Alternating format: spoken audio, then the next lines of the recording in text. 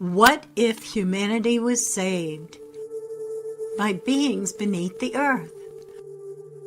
The Hopi spoke of ancient protectors, the Ant People, a hidden race said to emerge during times of planetary catastrophe, guiding humanity into sacred underground sanctuaries. But were they merely myth or something far older? This week on Soul Fire Ascension, award-winning podcaster and shamanic practitioner Debbi Dashinger reveals the hidden connections between humanity, our galactic history, and the awakening now unfolding across the planet. Are we being prepared for contact? Greetings. Welcome to another edition of Soul Fire Ascension. And we have such a super special guest tonight, Debbi. And we're so stoked about this. We have I have been doing so much homework on the Ant People, and I have so many questions, but thank you for coming on the show. Yes, thank you for being here, Debbi. Welcome in. Appreciate it. And it's a pleasure. I love that you did your research, Raven. I really have to say that curiosity is what got me into this subject. I had somebody several years ago who worked in the German government, specifically with ETs and UFOs. I mean, pretty much almost had to sign his life away. And very interesting guy, very smart guy. He started out more coming in through law into his government, and all of a sudden, like the government starts giving him little things. He knew later it was tests. But the upshot is, besides some of the most amazing stories he would tell me that would blow my mind, we were in a conversation once, and he said, I have something to tell you because I know how you operate. And he started to tell me about ant beings. And you can imagine kind of the stink eye. And I'm thinking, come on, man. I mean, I'm already ingesting this praying mantis out there in the cosmos. There's insectoids. But now we're on beings that are 6 feet tall, that are ant-like in nature. And so I'm listening to him, and my skepticism hat was pretty big. But the bottom line is, I kept thinking, this guy worked for the government. He's not messing with me. He's telling me something really important. Now, I could have let it go and gone on with my life, but that's rarely how I operate because I'm a journalist and I'm a researcher, and bam, the deeper I got. And then I had to start talking to people in the military and like, come on, is this true? In the US military. So I admire your research, and this is what got me here, just like you. Yes. Well, where do we even begin? Lisa, do you have? My thoughts are everywhere. Everywhere. So, Debbi, because you say you're a journalist, but you're more than just a journalist and a researcher, because you also embody your presence with energy, per se. You know, I don't really like labels. I mean, because we're more than just a shaman or an energy worker or a Reiki master. But can you tell us a little bit about, besides the fact that you're a researcher and a journalist, what else you embody as well? Thank you for asking. Well, Lisa, I was always spiritual. End of story. From the time I was a little girl, everything around this fascinated me. Even though I was born into the Jewish religion, I loved it. Dancing, food, totally fun. Never found God there. No, I was really born on this path and a knowing And at the same time, I was a big skeptic. I never was one to just hear something from somebody and drink the Kool-Aid. I was never one to run to every single workshop that somebody was offering. And I appreciate that about myself, the discernment. But what was very interesting about that particular skepticism is I really didn't believe in UFOs and I didn't believe in extraterrestrials. I was like a big eye roller. I thought that was uncomfortable when I heard people talk about it, really, especially intelligent people. And so I was there most of my life. But what's interesting when I look back on my life is the little markers I see where something else contrary was actually going on. The books I was reading with Lee Strieber, some of the experiences I was having, maybe lost time when I was a kid, all of that. But at the time, that was my firm belief. And I got a calling to drink ayahuasca. And I've drunk it 25 times. And over those 25 times, I've had 3 reference point, life-changing, completely altering experiences. And the first one occurred when I left the United States to go to Costa Rica. And it was 4 nights back to back. And when I was drinking, lots of healing, lots of seeing, a lot was going on. And concurrently, the divine came and spoke to me. And she said, Debbi, you're a shaman, you're a healer, you're a priestess. And I was also very skeptical about those words. What does that mean? I had no context. So she came every single night. She was going to make sure I got the message. And she made sure I got a blessing from the shamans. And there was so much that went on. And frankly, there was so much arguing I did while in the state on ayahuasca. And I came back confused. Somebody gifted me with sessions. And those sessions opened a door for me. And in that door, I got to know and experience, oh, I have been this. I have absolutely been a male shaman in many lifetimes. I have been a priestess who is Mayan, living in a temple guiding her people. But it was the Mayan priestess who changed my life. She was over 7 feet tall, super skinny, and incredibly poised and a massive manifester, almost saying and doing nothing, which intrigued me. And I was asking her a few questions. And she shook her head because of all my assumptions. She raised a finger and she telepathically said, I am not from here. I am from another galaxy. And I came out of that session. And when I know truth, I know truth. No uptake. And I had heard truth. And I went, oh my, this stuff is actually real. And there are aspects of me that are non-earth-based, that are galactic, that have had many, many lifetimes out in the cosmos, and I just experienced one of them. So what it did for me, more confusion, but more desire and curiosity. So it set me on this huge path. What is shamanism? What does that mean? What is this extraterrestrial thing? What does that mean? And that, from the inception of the ayahuasca ceremony to today, what a journey I have been on. I started working with shamans, mostly Peruvian, for long, extensive times, mostly to just let me understand shamanism, but I actually became a healer. She was right. And it changed who I was. And then I started to, like, in my head, get these downloads. Oh, this makes sense. The extraterrestrials and the indigenous, the shamans, have been in contact since the beginning of time. And then starting to go through the history of some of that to understand the weaving therein and their genius to know all of this. So it opened up lots. My podcast, which has been around for 19 years, completely changed in theme.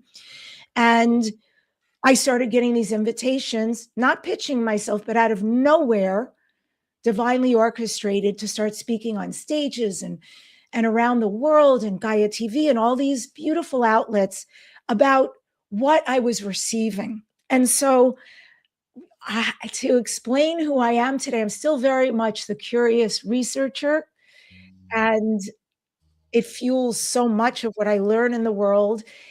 I'm a podcaster, I'm a speaker, I'm an author, I'm a singer. I'm doing a gig next week. I'm flying to upstate New York to sing at a retreat. And I'm an experiencer. And I'm a certified shamanic practitioner and a Moon Key rights practitioner. And I offer out in the world shamanic and galactic healing experiences. So even when I speak, I do activations. And usually at least once a month, I offer them online so people around the world can join and have this beautiful experience. And it's a soup, but it's this sort of perfect soup, all these things connecting together. That's amazing. I know that my work with, I've worked under several medicine men here in the United States, but Red Wolf did teach me a little bit about the Star Nation and the Star People. So we do know that the indigenous tribes, all of the tribes had the Star People, and they understood the Star People. But I feel like maybe 10 years ago, if you would have told me something about ETs, I would have laughed at you. You know, and so I didn't have that comprehension that I have today. But I know that you've been on Gaia TV and you have spoken about the ant people. And I know that it is a Hopi legend, and I've been looking up, you know, the ant people, and I know that I found they were in the Sumerian tablets as well as the Hopi.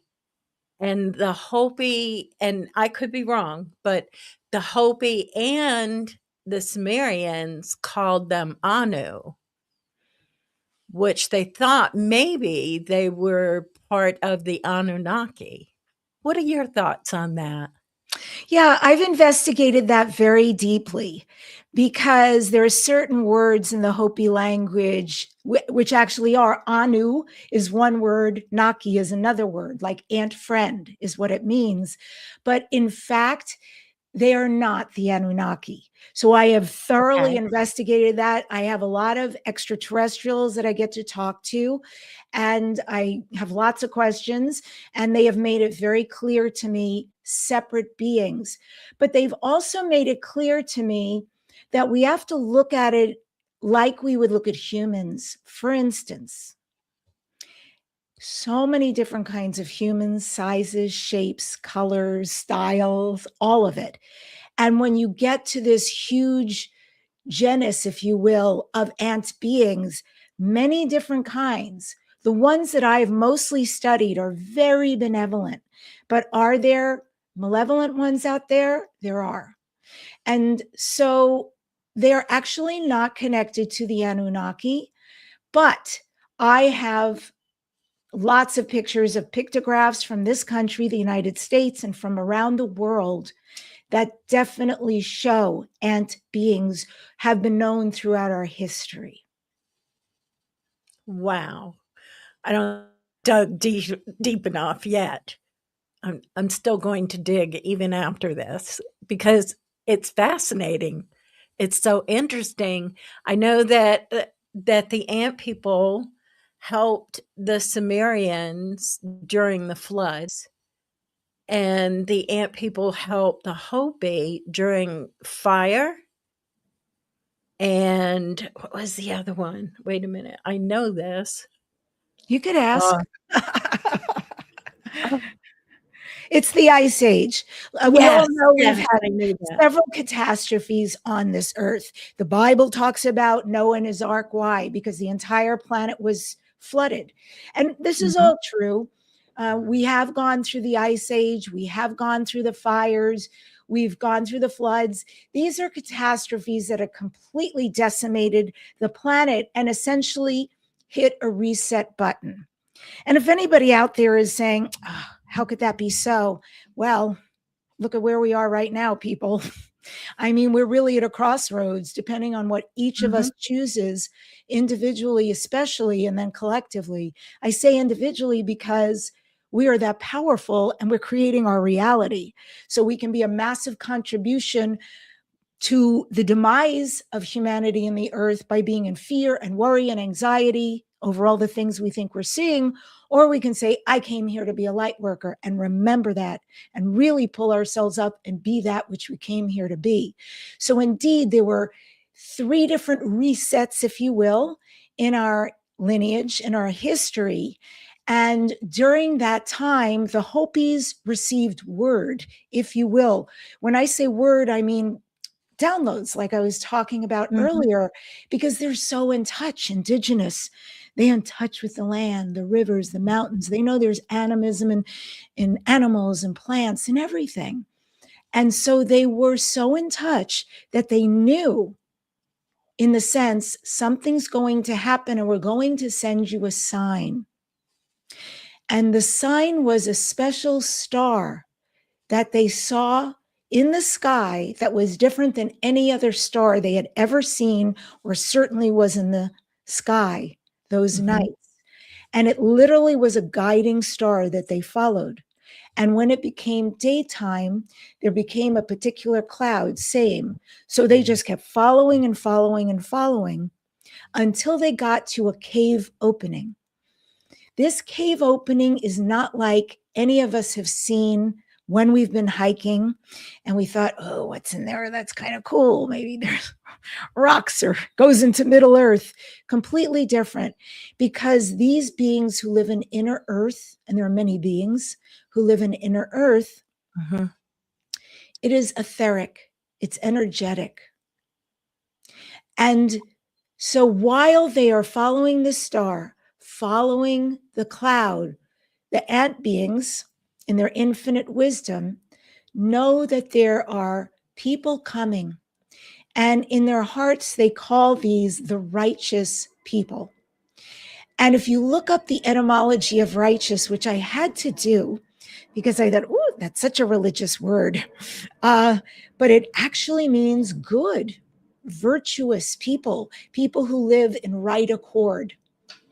And so they knew the heart of these people, and they met them and said, we have been waiting for you, come inside. And they went in, and this enormous cavernous place where they all coexisted until well after this passed, the cataclysm, and it was safe again to come out. And I can tell you about the inside of this space they were in, all the things, but that is how they met. It was following the star and the cloud, and concurrently these beautiful ant beings knowing they were coming and knowing that it was their role to assist in saving these beings who would come back out and repopulate the earth. That's an amazing story. And the thing that comes to my mind is, isn't it funny how we always follow a star? Well, the 3 wise men did. Right? And look where it got them. Yeah, I see that. And I heard, in some of my investigations, that they were fed, and the food that was given to them was food that had been stored the same way that actually ants store their food. And it was more like a paste or something like that. But they fed them, they took care of them until everything was over, and then the reset happened. So, but I would like to hear maybe your interpretation of the caverns. The caverns are spectacular. They could fit easily 3 million people. They are self-lit from within. Of course, they have no electricity, nor would they ever use that. They're an advanced civilization. Right. And they use sacred geometry in order to create the lighting. There are animals there. There are plants there. There is a tree of life. And the tree of life has seeds on it that it's going to be hard to say, because anyone who hears this will want to go and experience it. But the tree of life has seeds that regenerate, healing seeds. There's Wow. also a fountain in there. There's water that runs that is also very healing. And the food that they use, lots of crystals too, by the way. The food that they did indeed teach the Hopis food storage. And you can see that today because, for instance, this area in the United States called the Four Corners, that's where Arizona, Utah, etc. are, where all the four corners of the states meet. It's one of the most arid places in our country. There's almost no rainfall. The ground is parched. Not much grows there. And yet the Hopis have a particular system for storing their food, and they can do beans and squash and corn, and they eat very well and thrive. So they've kept this system up that they were taught. So it was a beautiful place. Some of the ants wear robes, and they use telepathy to communicate, and they know the hearts of the beings. They are aware of who someone really is. And I find that very exciting. Not many words need to be exchanged, but they would never permit somebody who didn't have integrity, honesty, a good, open, clean heart, reciprocity, all those things, to come into their space or to know them. So those who were there definitely knew them. And when the cataclysm was over, not all the Hopis wanted to leave. There were many of them who said, this is a beautiful experience I've had, and my generations of my family have been here, and I feel I'd like to continue living here. And they did. And so you can just imagine that those beings who were humanoid, what was humanoid back then, and continued to live there, how they must have changed, because you're not getting real sunlight. Everything's different. Maybe they stopped talking. Everything was telepathy, and they became adaptive to that, and became more and more like the ant beings. They may have not physically fully changed, but I would certainly imagine that a lot, and especially over the generations, changed massively more and more like the ant beings. That sounds like a small paradise. Well, not really a small paradise if it can fit that many people. I've seen pictures of caverns that have been found underground, and they're pretty elaborate, and they have like chambers and layers and what's different steps or stages. Do you think that these are representative of the ant people or somebody else, maybe?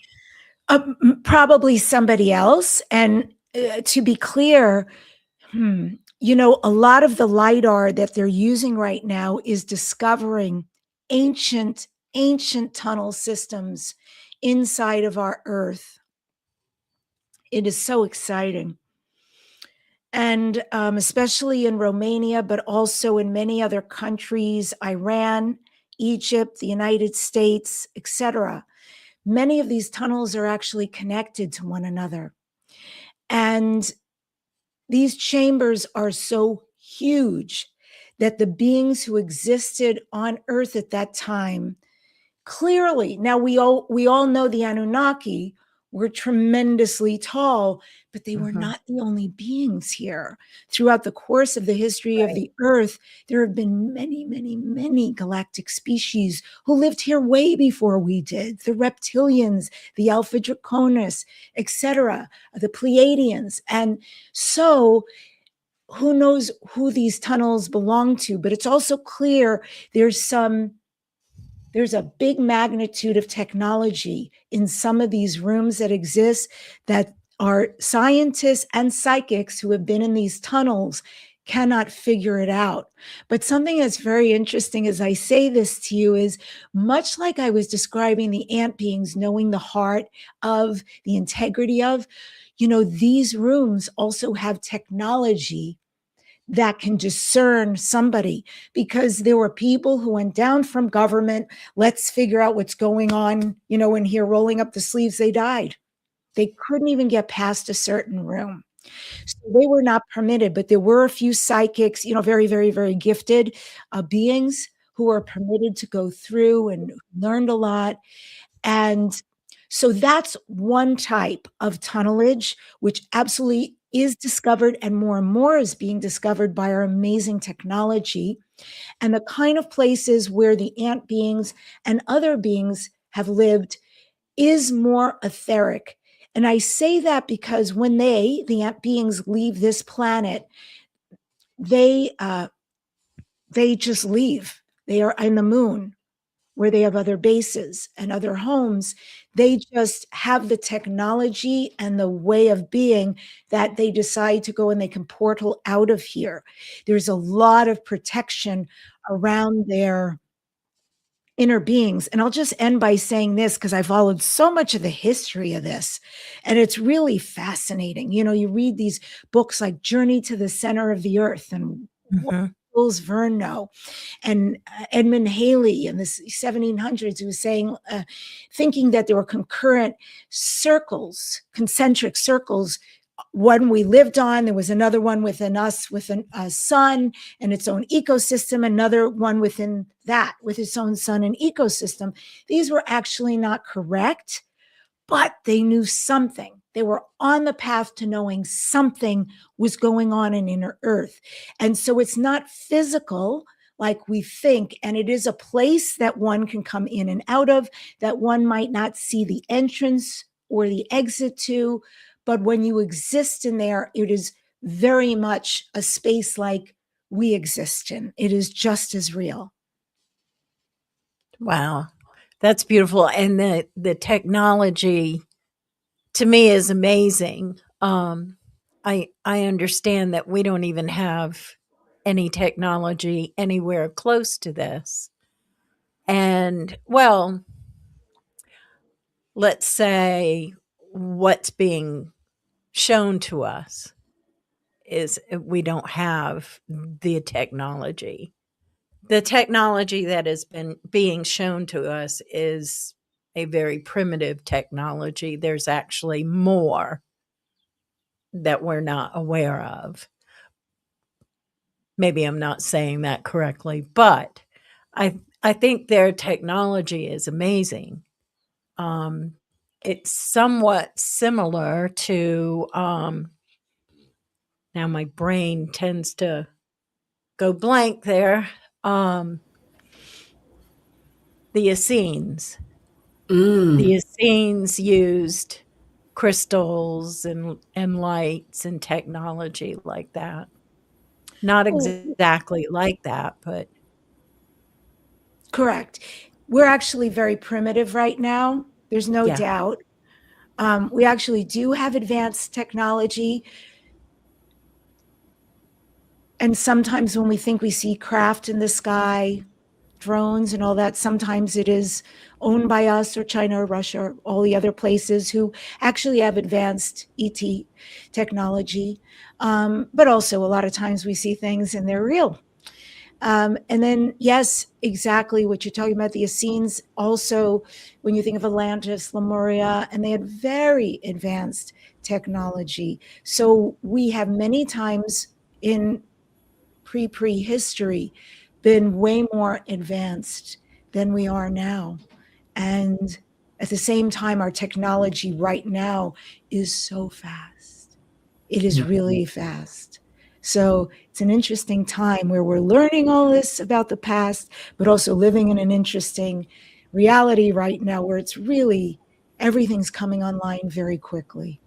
It is, because I can remember when I was a kid, honestly, me speaking to you on a computer was like non-existent.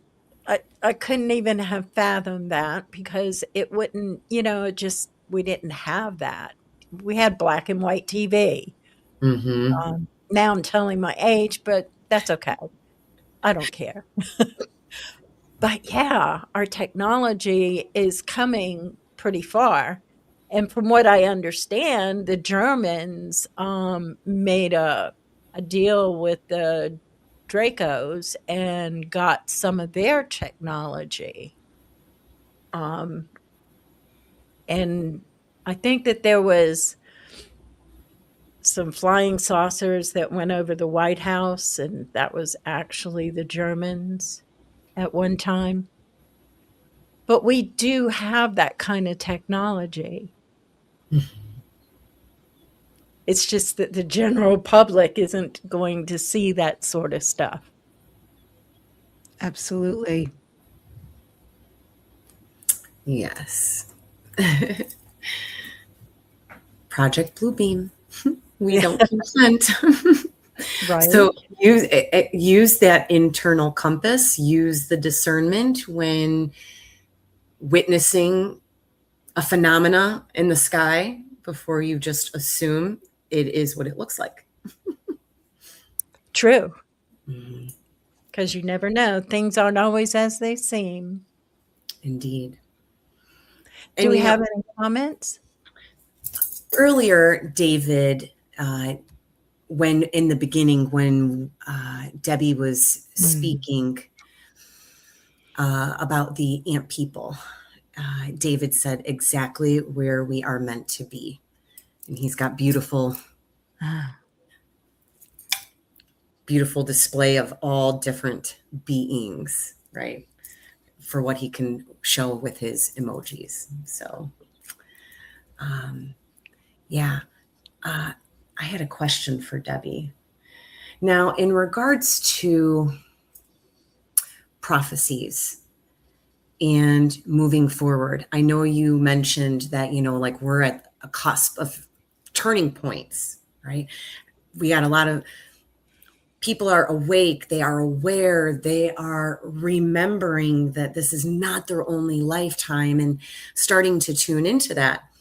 So with that being said, as we have humanity and the collective awakening, we know that we are in a time right now that is really important. We hear this, that we are all here to remember, and we all chose to be here right now at this shifting point for Earth. And with the prophecies, is there something that is leading up within the next couple years with the ant people and the prophecy? That's a great question. Well, there's a lot I can say specifically regarding the ant beings. No, they're not part of any prophecy I am aware of. I am aware that they and other beings like the Telos, etc., are not fond of being discovered. They're really not here for us, for the 3D us, right? They're there to live and thrive and do what they do. They have their whole other agenda. And so that's that. They're not involved in the prophecy. There are many prophecies. There are many prophecies that come down from the indigenous American Indians because the white calf was born, and the white calf was supposed to be the marker, the sign of hope. And it has happened. And I understand more than once. And there's something like 1 billion to 1 chance. The Buffalo Association has said that could happen. So this is beautiful. Also, in Peru, from high up in the Andes, the indigenous there have a prophecy that they call the Pachacuti. I know we know the word Pacha because Pacha is about earth, like Pachamama, except in this situation, Pachacuti means time of change. And so they have these prophecies, and they last every 500 years, and every 500 years is a different epoch. And they have known since the beginning of their time, although I can't imagine what they would have thought about this time when they said what they said, but they said this is the time of the greatest shakeup. This is the time when we're going to be at a crossroads, when there's going to be a lot of chaos. And eventually, as we start to come out of this epoch, out of this Pachacuti, that's when finally the North and the South will come together. The eagle and the condor will fly together. The rise of the divine feminine will finally occur. All the things that need to happen, where people will stop living in their heads and come into their hearts, where we're going to see corporations start to crumble, institutions we've known and thought were legit and we relied on are going to end. There's going to be a lot. And this has to happen. And it has to happen because we need to be in choice about who we want to be and who we want the earth to be, the living on the earth to be. And so just like when people got really upset with transportation, for example, tired of paying for it, tired of waiting for it, tired for a system that didn't work, some beautiful genius came up with Uber and Lyft. And now we have way more. I don't know about you, but here in Los Angeles, we have Waymo. There are cars that drive themselves and take people places. So from the frustration of an institution, something new was born. DoorDash, all these things that we're living with today, we could go on and on. They were born because it was a system that didn't work. And it is no different with what we're living in. It's on a grand scale. So there's nothing to be afraid of, but there's lots to observe right now about what is crumbling. And if you are one of those people who has ideas and inventions, and I think if this happened instead, that would really work, this is your time. Or you have the money to support people like that who have, want to do a startup and have a great idea that would really work. It's going to be happening. Whether it's you or somebody else, it's going to be happening. We are absolutely living in a prophecy right now. It was told that it would look exactly like it looks. And it's a very interesting time also because we're not alone. There are so many beings walking amongst us who are not human. There's so many beings who are aware of us, who love us, care for us, are witnessing, are wanting us to join the galactic community like many of us are wanting to do, and whose heart, if you will, are in the right places.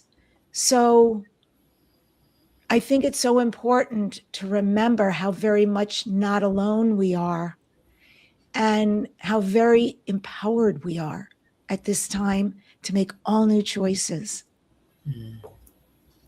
Yeah, I agree with that. And I was going to ask you about a long time ago, the ETs and the humans lived together.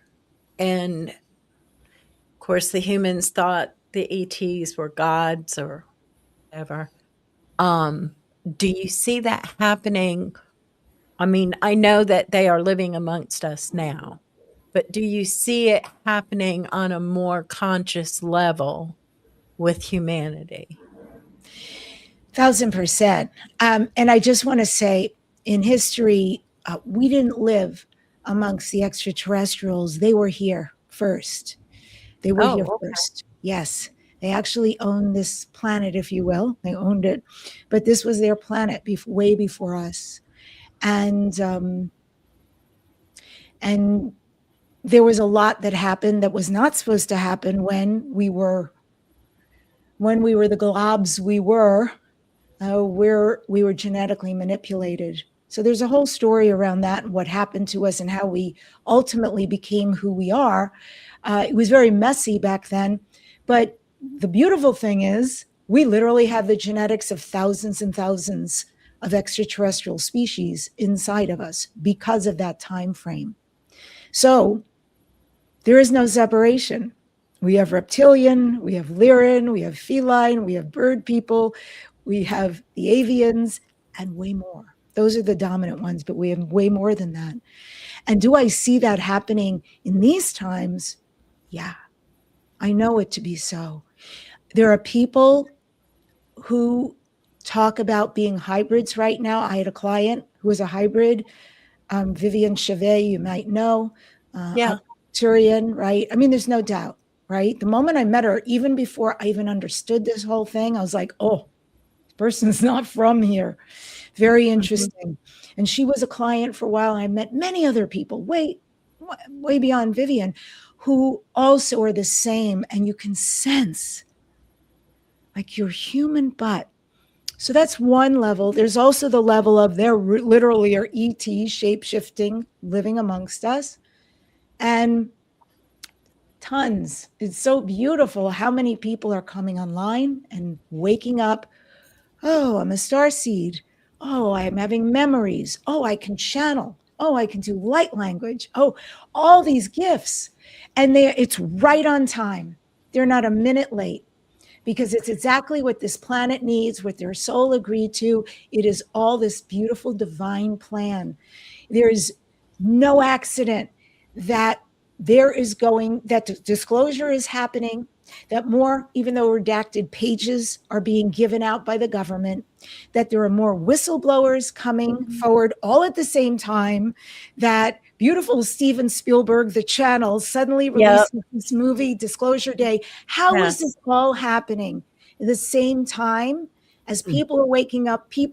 Children are being born, talking about their past lives, little baby children, knowing where they're from, not just on this earth, but all the way around. How is it possible that there's suddenly all this attention around autism? And these amazing people, Dr. Diane Hennessy, Kai Dickens, etc., talking with these gorgeous artistic beings who are so much more advanced than us, saying telepathy, who are in touch with the angels, in touch with source, who can see beings from the past, beings who've passed, also past, P-A-S-S-E-D, and are saying telepathy is going to be the way of the future. You won't even need this. So this and much more that I could speak to, absolutely, is this happening, and it's going to keep happening, keep growing, plus the incidence of seeing things in the sky, the incidence of connecting more and more. Listen, I just did, sorry if this is a rant. No, go for it. We love it. We love it. I get excited about these subjects, you know. I just co-produced a 9-week channeling series. And I love channeling. I love people who channel. I have a lot of discernment, to your point earlier, Lisa. I have a lot of discernment around people who channel. Not everybody is it for me, but there are some people like they are tapped in, and you ask them any question, even like I have such deep physics questions and things, and woof, these beings come through. It makes so much sense when they talk about these things. It's so illuminating for my mind. And so I love this subject. I probably interviewed more channelers than many other people. And so my friend and I decided to co-produce a series, and we just finished it on Thursday. And it was so amazing listening to everything they had to share. The first half of it was all just channeling, receiving. Second half of it was learning how to channel. And for us all in the class, I mean, even though I'm hosting, producing, I'm getting a ton out of it. But to learn, to start to get in touch, some of the beings I got in touch with were a great surprise. You know, I could have had a lot of assumptions about who I would meet, who would like to connect with me, because I'm very clear about the dominant species in touch with me. But something quite different showed up. And so much love, so much protection. And also to hear about them talk about the no separation, meaning the beings that come through them, teaching us about this really helped me. And it's something I'm going to hold on to. If I look at anything in the world and think they are, how could they? All the things, you know, and I'm a pretty optimistic person by my pockets, you know, and they taught me so much. So I see this as an incredibly exciting time. to be alive. So much unknown, so many challenges, so many possibilities. And our tribe is getting bigger and bigger and bigger. I speak at events all around the world. Boop, boop, boop, boop, boop. It's amazing how many people are hungry for this. So how lucky are we? Absolutely. Yeah. We had Vivian on our show, and Vivian is amazing. And I've done a lot of her meditations and her master classes, and I love Vivian. And I think that I watched one of your channeling videos. It was a young woman with dark hair, and she actually channels her future self as a star being. And Was this a recent video? Yeah, it is. It's Karen Bell. Karen Bell, she channels the Arcturians. Yeah. That was, I hadn't had, was it the Arcturians? Oh, you have to forgive me because I interview so many people. Either that or is Andromedan, whatever it was. It was Andromedan. Okay. She was Andromedan, and she started channeling this being, and then she figured out, and this was a star being, and then she figured out through the meditations and the channeling that this was actually another part of her, like a future self. Mm-hmm. And for most it was of these very people, interesting. It's there, not always, because I just met somebody who's got something I never saw before come through them. So I'll put that one to the side. But in general, not 100%, but in general, people are doing family members from other galaxies, species, or them multidimensionally. And the woman I just had on that was so cool, because I was asking them while she was in the channeling state, I wanted to know everything about, like, well, who are you? And they were expressing, it's very hard for us to say this to, like, a 3D person because of where you live, this container, but we are not a they. We're not an it. We're an energy. And we never take form. But when this being, the channeler, called us in, we came in literally to assist her in wanting to assist herself and everyone else right now. And I have to say, because I asked some, I thought, important questions, and even that, which you couldn't put in a container, had incredible wisdom to share. And so you can't put labels on this stuff. It is so much vaster than we're even aware of, where all these energies come from. But one thing I know, there's no separation, right? And one thing I know, we're all an illusion, right? It's so incredible. You guys aren't even here. I'm speaking, like, it's not even a microphone, but I'm creating you. We're having this amazing conversation, and there's no separation. You're me, your audience is me. I'm them, I'm you. And it is amazing. I think that is just so mind-blowing. Yeah. Absolutely. I think it is too. And I watched the show, and I was super interested in watching her, and the channeling that she did and the information that she portrayed. It was amazing, as far as just like what you said. I'm me, you're you, you're me. We're all this one collective. And look what we created, a source that we can go to ask all sorts of questions to. It's beautiful to live in a masterclass. And I was thinking, I don't know if I can write, but if you can write in the comments, maybe you can write at Debbi Dashinger. And I know my name is interesting. Oh, well, all we have to do is click on the thing with the duck in the middle of it, and it will take right to Debbi's website. Oh, cool. And I was just thinking, if they want to see what we're all talking about on YouTube, Just Okay. go to @Debbi Dashinger. You can watch my YouTube channel. I'm on every podcast platform, but there's amazing channelers there. Daryl Anka doesn't channel on any interview, but Daryl Anka 6 times I think he's been on. Wendy Kennedy, Tyler Ellison, Rob Gauthier. I could probably go down the laundry list of the beautiful beings I've gotten to know over the years. And because we want to do this channeling program again, but with different channelers, I'm making it my mission right now to start bringing in new blood. And that is why Karen Bell was on, who you're just mentioning, Jesse Herman recently, and there's others coming down the pike, because I want to get to know who else is out there that in my discernment I really align with, and I would invite in to do the program with us next time. So I'm doing my research. Awesome. That's awesome. So let me write it in the comments. It's at Debbi Dashinger. And Debbie, I love the way you said that. We are in a living masterclass. Welcome to Earth. No kidding. And by the way, you might want to remove this Tanya 77 Empire who's cursing and not being very cool. No, I didn't put that up there.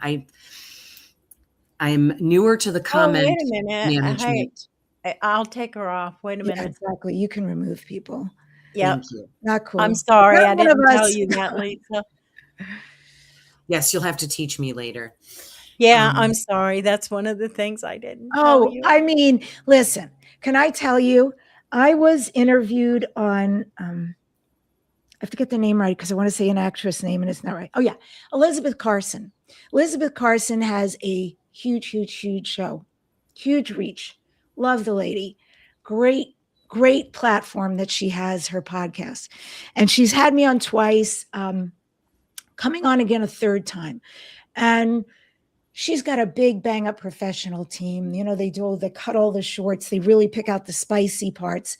I think on Instagram alone, the shorts of me talking about some pretty cutting edge stuff with her, tens and tens and tens of thousands, at least, of people who have watched just this short. I still get notifications, even though it came out a few months ago. The reason why I bring it up is because, of course, there's all these comments. Now, most of them are beautiful, like this great guy, David here, etc. The people who are watching, right? One of us really fascinated, really here for the right reasons. But every so often, you have somebody else who comes in and writes sometimes a religious comment, or they just don't get it, completely don't get it, which is cool. You know, they're not supposed to get it. In this lifetime, they're supposed to be them. And we all agree to be here during a planet, an experience of duality. It's everything we live in, the light and the dark, what we consider the good and the bad, the evil and the angelic and the blah, blah, blah, blah. We have it everywhere. So when I see those comments, I don't mind. I do hope one day that maybe they'll wake up, because I think we're all pretty amazing and this world is pretty amazing. And hey, with great compassion, I woke up too. I was I wouldn't have written anything like that ever, but still I was a great skeptic. Mm-hmm. So for people who don't believe, I get it. I didn't either. Yes. Yeah, I think that there are supposed to be people here who don't believe. I mean, it's part of the way things are, that the way that maybe they were taught, their mind was programmed and they can't get out of that. And maybe one day they will get out of that. But, you know, there's all kinds of people in this world. And we are very, very fortunate to be able to speak about this now, because years ago we could not speak about this. at I all. agree. It would have been mildly uncomfortable, if not massively. I'm really glad I didn't come awake to this when I didn't believe, because would have been still weird. Now that the government's releasing stuff, now that senators and congressmen and women are stepping forward and saying, it's true. If I told you the stuff that I've seen, you wouldn't believe it. And now it's like, oh my God, this is real. Reputable people from all forms of government, whistleblowers, are stepping forward and talking about this. Scientists are talking about this. So it's not just, oh, these people, where are they coming from? This is real people. It's in your newsletters. I went out to dinner the other night with some friends, and a friend of mine said, I have it on my phone. A friend of mine said, oh my God, did you see that thing on Instagram under the Economic Times? I'm like, no. So he pulls it up and he shows me this post, Economic Times. This is a financial paper that says during all these soccer playoffs, there's going to be that some psychic or something predicted that an extraterrestrial craft is going to come and hover over one of the stadiums. And they did a very interesting picture, a depiction of what they thought it looked like, but there was a whole article on it. I mean, this stuff is going more and more into mainstream. So, but it is, don't you agree that they have been giving us soft disclosure for quite some time? Well, yes. And also, like what I do on my show, that's considered first wave contact. I would have never had that word. Daryl Anka told me that. He said, Deb, what you do is first wave contact. You bring in these beings, and people out there in the safety of their homes, offices, cars are listening to this and going, oh my God, this is amazing. This is a being from another planet. This is a Sasani, all the things. And so, yes, we go to events and we hear people speak and channel, and we join people's programs. 100%. There are many different forms of this. Yeah, like and I know that Lisa and I have done a lot of hypnotherapy sessions, and people waking up during those sessions like, oh my God, I was that, and having those feelings. And I like it when people are waking up. Yes. We're all fulfilling our mission. Yes. Well, thank you, who wrote a lot of this is fascinating. Appreciate it. I'm glad it's working for you. That's our sister Sam, one of our longtime viewers and friends. And so, yes, all of this is fascinating, because this is a little different conversation than we generally. Well, actually, all of our conversations are different with each unique guest that we have. But I would say this one is definitely very flavorful. I love that. I love it. A little spicy. And earlier, David is also one of our longtime listeners and viewers. So thank you, David, for your beautiful participation. Earlier, he was saying the yin and the yang. Like you said, we have all that polarity here on the planet. So we signed on for it. And, it's also, here's what's important. It is a mirror of what exists within us. So any of the darkness we think out there, any of the projection, any of the fill in the blank, we have it too. And so it's just our job to keep looking back at ourselves and figuring out how we can massage, heal, alter, be responsible for, make a different choice, so that we don't have to be that and do that either. Becoming the best versions of ourselves. Yes. And I have to say, I mean, I found your website very interesting, but I found your channel very interesting as well. I didn't get to explore it as much as I wanted to, but that's okay, because I can explore it more anytime I want to. And I really, really, our audience members who are watching this now or who are watching this in the future, you really should explore Debbi's, both her website in her YouTube channel. There's a lot of information in there, and it's going to be fun just to watch. My husband likes to go to people's very first broadcast and then go up step by step for when they first started. And sometimes it's really amazing to watch people's very first broadcasts of where they come in time and how they've grown. It's amazing. Well, they'd have to come to me because I started on radio. So 19 years ago, there was only audio, right? You were only on the radio. And then while I was doing it for a while, all of a sudden this thing called podcasting came along, and I was kind of fascinated and said, all right, try that too. So glad I did. And yeah, my first shows, I think, were 30 minutes. And I was not into this at all, but deeply spiritual. So they'd have to do a different kind of digging.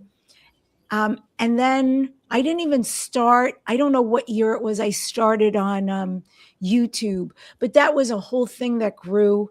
And there was something that happened along the way. A radio station I was with actually burned in the California fires when I was strictly audio. And I thought, oh my goodness, what am I going to do? So this is, God, well over 7 years ago, 10 years ago, something like that. But I knew they were going to rebuild somewhere else. But in the interim, what do I do? And I just thought, let me use Zoom. No one used Zoom back then. No, this is way before COVID. And let me take Zoom over to YouTube. And that's how I started building that channel all those years ago. And then even there, you can see a big arc in where I started and what I'm doing right now. And I'm also having a new website built. I think once, because I'm speaking so much and traveling so much, but towards the end of, well, it's going to be more like September. I'm going to really have my team get on it, because it's going to be the galacticshaman.com. And we've got some of the structure up, but to speak way more to the work that I'm doing now. And I'm excited for that, what's going to be built. I love your YouTube channel. I love how while you have your guest is speaking, you have these videos that come up. And I think those are beautiful. And I think it really adds to it. Thank you. I really appreciate that. That's a team that does that for me. So they get all the credit. And, if there's folks out there who are saying, which starseed lineage am I? I've got a free gift. It's at debbidashinger.com/starseed if you want to put that in the notes here. But you can go there and get your free gift. It will tell you your galactic species that you are, proclivities, weaknesses, what you're like physically, career you probably chose or should be in, all the things. It's a really wonderful gift, but I think it's so much help for people right now who are into this subject and curious about this subject to get their starseed information. So are there spaces in between it, or is it like a web address that it's doesn't a web have address? It's https:// my name, Debbi Dashinger, all-in-one.com / and the word starseed. Ooh. Okay. Well, thank you for that free gift offering that you just invited the collective to go take a peek. Yes. And if you don't mind just giving for the community who is not familiar with the term galactic shaman, may you give just a little example or information to teach. Thank you, Lisa. Yeah, happily, it's a good question. And it's actually a term I came up with. It's not a term out there. And the reason why I use it is because when I started functioning as a healer, I initially only gave shamanic healing experiences. I was doing it privately. I was doing it in groups. As the group experience started to expand, more and more people coming, more and more people knowing about it and showing up, I started realizing that there were galactic beings coming through me who wanted to participate. So always when I start the healings with the group, I mean, I always say open sacred space. And then in my work, I call myself a hollow bone. I get out of the way. I let the energies come through me. And so I invite my shamanic lineage to come through me to assist the group and the individuals.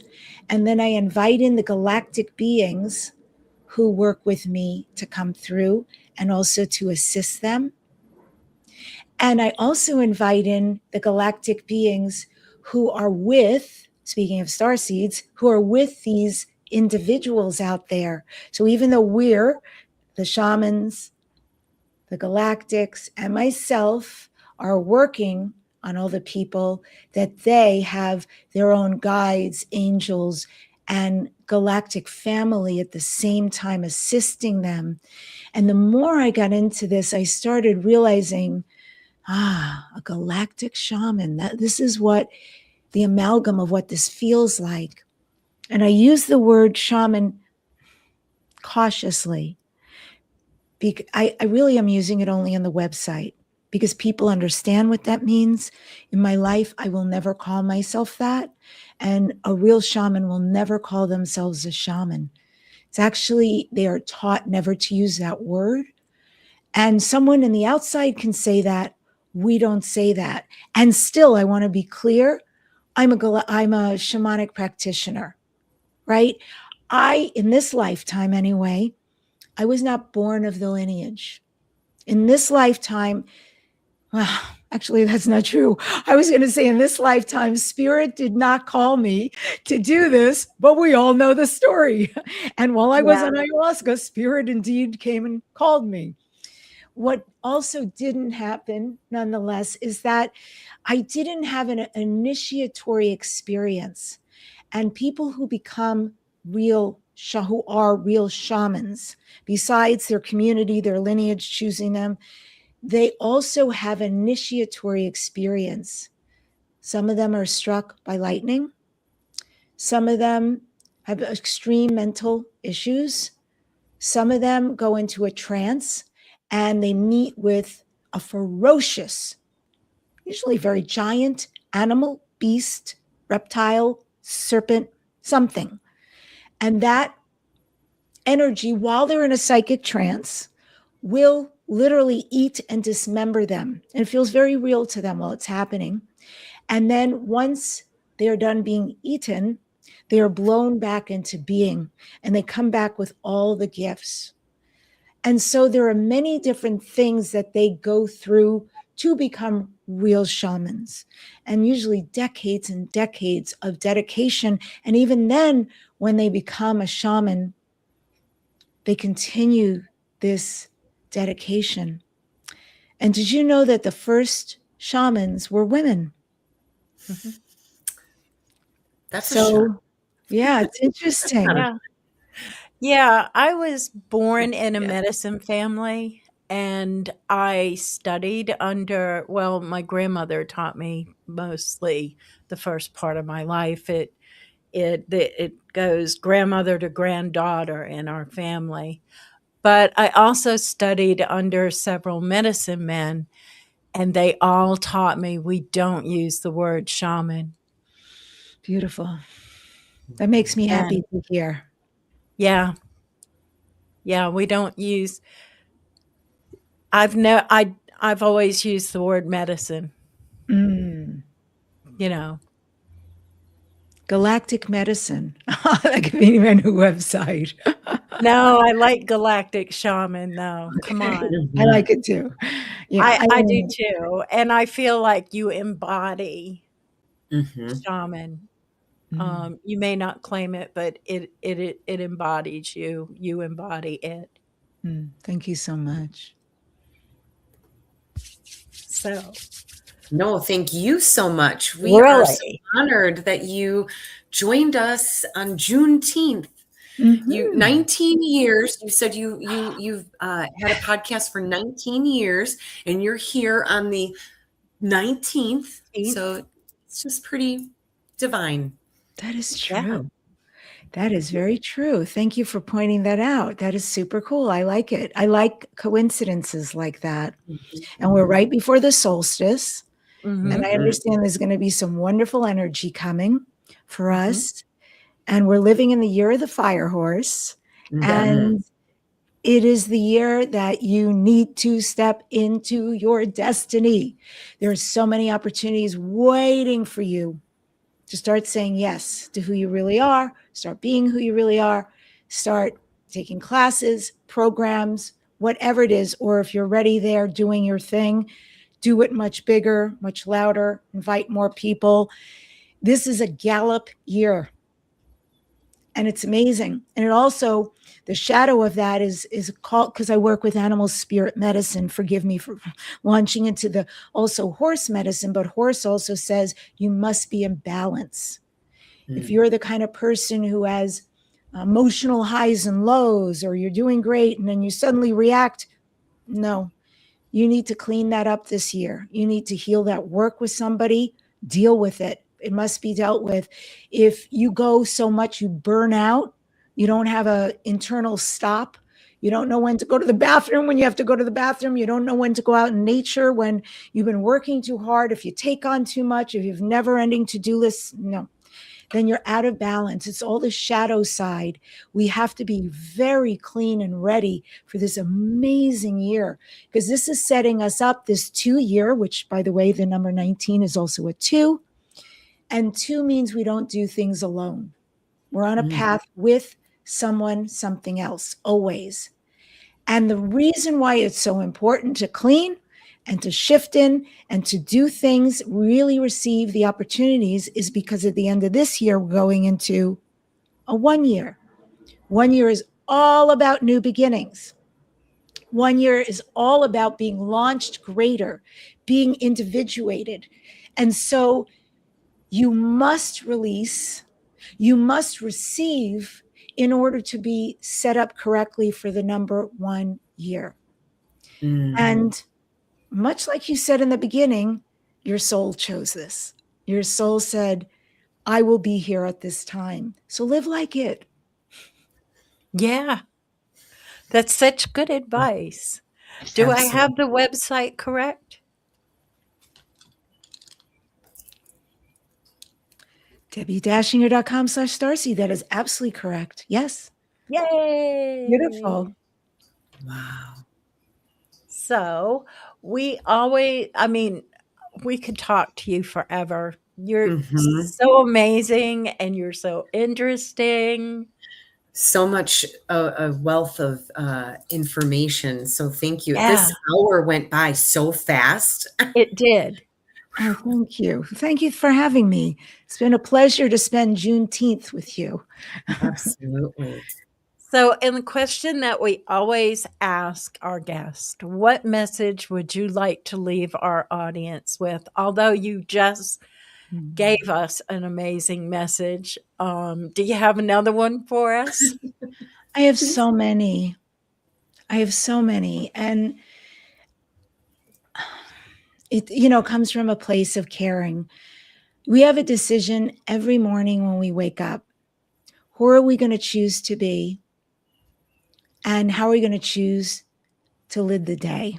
Are we going to go right into our phones and right into the, intensity? Or are we going to take that time for ourselves and set up some intentions? And again, no burnout. One intention is enough. Today I choose to live in gratitude. Today I choose to see the proof all around me of what works. Today I choose to see the soul in everything, every tree, every plant, every animal, every interaction, just to see the soul. And I read something so beautiful. The actor Idris Elba, beautiful man that he is, was speaking. He was being interviewed, and he was reflecting how he's learned every day to use gratitude. And he does something very interesting with it, that if something happens to him that he feels is not what he would have preferred, then he always ends it with, But thank God that didn't happen. So, for instance, let's just say, as an example, that he got into a fender bender and he's like, ugh, this is the worst thing that could have happened. Maybe this will ruin my day. And then instead he goes, oh, but thank God no one got hurt. But thank God I'm still going to make it to where I need to be on time. I'll just call an Uber. The tow truck will take this. It will be done. It will be done. I am grateful. So he turns everything around into how he sets up the day, how he chooses to live his life and set the day right. I love that. Mm-hmm. That's beautiful. It is. But yes, Deb, we're going to have you on the show again. We would love to have you on the show again. Absolutely. Do you think that we're ever going to see the ant people again? Oh, the military already sees them. They've already been interacting with them very recently. I think I mentioned earlier that I actually became friends with this guy in the military who speaks very openly about this stuff. He had to mask himself for a long time and only go under initials because it was not okay for anyone to find out who he was. And then at some point, I guess with everything going on, the government said, okay, first take off your mask, which he did. And then second, stop using the initials. It's okay to use your full name. So I know because he's interacted with them. So yes, will we hear or your audience see them? Probably not. If this guy takes me with him, which I've asked, I said, trust me, they'll know my heart. They'll let me in. That would be amazing. Boy, that would be a story to tell. But for most people, no. And for most people, they won't even go hiking somewhere. And all of a sudden, although it's happened, by the way, it's happened and people have taken pictures and they've been mind blown. But that's been more of a happy accident. But in general, no, most people won't see them. And so they're, like I said, they are doing their thing, living their life, their agenda, what they need to do, which often has little to nothing to do with us at all. Wow. That's okay. Mm-hmm. At least we know they're there. We do. They've always been there. Yes. And we could be fascinated by them. Yes. I'm still going to do a little bit more research because I don't know. It was fascinating to do that research. It is. And like the more I learn, the more I want to learn. Mm-hmm. So, yes. So, everybody, it's a fabulous gift that's given to us. Learn your star seed. I'm going to go up there and see if I'm right. Yeah, do, please. Yeah. Because I have an idea, but who knows? Time to explore. Yes. So, everybody, thank you for being here. Mm-hmm. For Thank you for listening to tuning this in. podcast. Yes. And for those of you who are watching in the future, thank you as well. Thanks, ladies. Thanks, audience. Thank you kindly, Debbie. We will see you again soon.